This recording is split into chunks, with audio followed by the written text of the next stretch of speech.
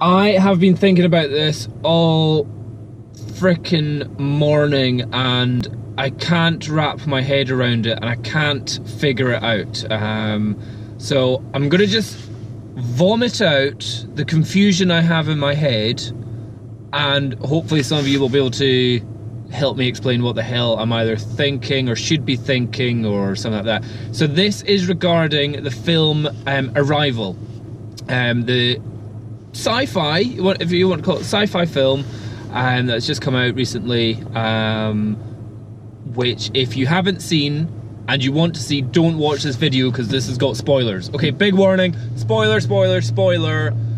But if you don't have any interest in seeing a sci-fi film or seeing Arrival, then please help me out in this one, because I'm going to explain kind of what the story's about and the kind of ending. Oh, it's so confusing. So this is your chance to stop watching this until you've seen the film Arrival.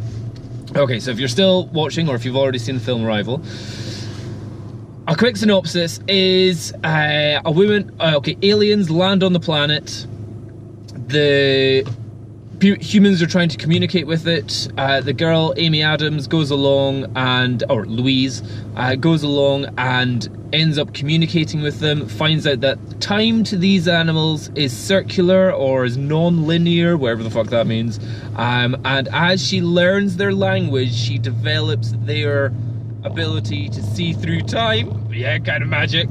They did do a little bit of like, so if you learn a language, it rewires your brain, aka if you learn like Italian, you become more romantic. I think it's kind of where it went. And if you learn German, you become more efficient. I don't know. But with her learning their language, she then can see time. Brilliant nonsense. Fantastic.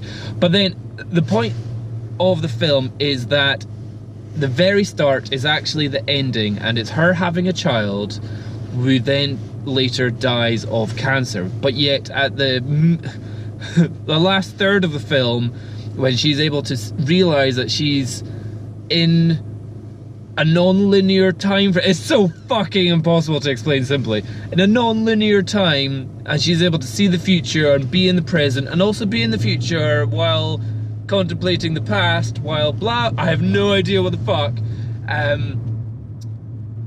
So effectively, this woman who knows her daughter is going to die of cancer still goes ahead, marries the man who she will know that leaves her, and is then kind of a dick to their daughter for leaving the daughter because he knows that she's going to die or something. Don't quite know what the husband does, but like he ends up being a kind of a like, oh, you knew our daughter's going to die, I hate you, I don't want to know the daughter anymore. That's a dick move on his behalf. So she knows that all this is going to happen. Okay, I'm still trying to figure out. What is that right? Is that wrong? Is that a good or a bad thing? Should you, if you know that somebody is like, so the way the reason this is on my vegan channel is like, it's a bit like saying, if you know you're breeding chickens because you know you're gonna kill them and eat them, that's, you know, what's the point of, well, why are you doing that? That's not a nice thing to do. Oh, you kill them humanely, you're still killing them. Oh, you let them live in a field, but then you kill them, you're still killing them. Effective with this child, if you never let her live, she won't die. But is the point of being alive, even if you're going to die a painful, rare death from cancer, no, a painful death from rare cancer, is it still better to live, or to let live and die painfully, than to have never let lived in the first place? Is she having that child for her own satisfaction, for her own happiness, rather than for that child to live, because she knows that that child is going to die? Oh my god, I just don't fucking know. It's like, is what she's doing an incredibly selfish act of having that child, which brings her joy, who in the end will also bring her heartbreak and turmoil, is that a selfish, ow, sunshine, ow, is that a selfish act on her behalf, or is letting the child even be? I don't know. And as a dad, I think I've got a totally different take on this than somebody without a dad, or somebody who's not a dad. Even just thinking about it, I'm totally fucking emotional. I'm such a pussy as a dad, it's unreal. Since having a 2-year-old, they say having children rewires your brain, and I would totally agree with that. Since having my little Logan, oh god, that film last night as well, totally pulled on the heartstrings. Since having my Logan, I would say my brain's totally rewired a bit, and I'm such a frickin' softie for children, for kids, and all that stuff. So in that film,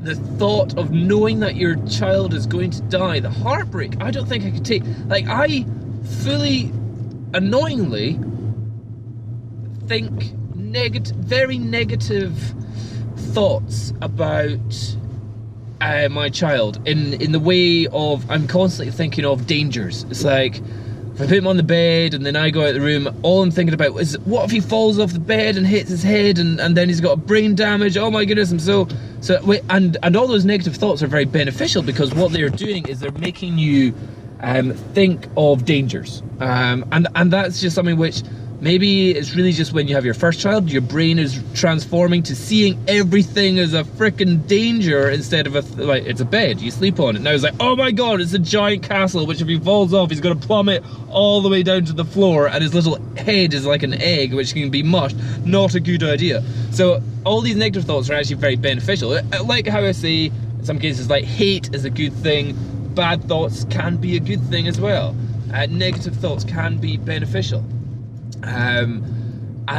So it's made me a total softie, and like, watching that film, knowing that her daughter was going to die, is that, how could you, giving birth to that child would be the saddest day of your life, because you know you're going to give birth to something which you know is going to die at a certain point, at a certain time.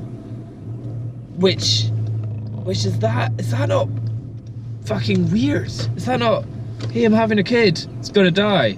You're like, oh, I bet you're so happy you've just had that kid that's going to die. You know, knowing the future, like, I would say what that film has done a fantastic job of making me really think about, do you want to know the future? Is knowing the future in any way a good thing? I would say absolutely not. I would say the present,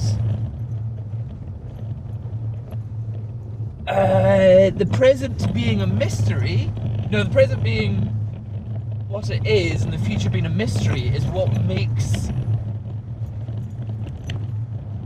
something, I don't know. It's messing with my head, very messing with my head.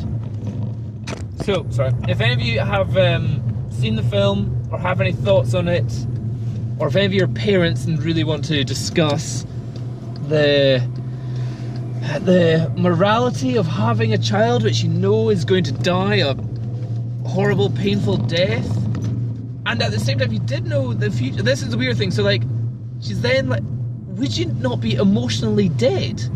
Because nothing would be a surprise. So confusing.